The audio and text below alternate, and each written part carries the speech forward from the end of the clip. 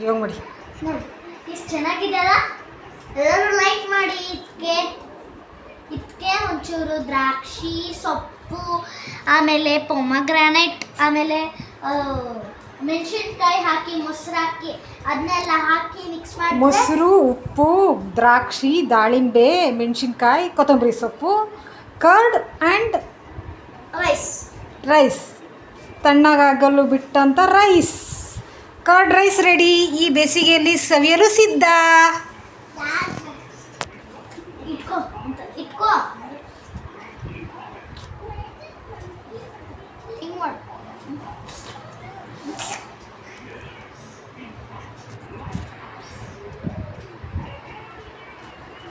ಎಲ್ಲ ಪೋಷಕಾಂಶಗಳು ಒಂದರಲ್ಲೇ ಇದೆ. Calcium, iron,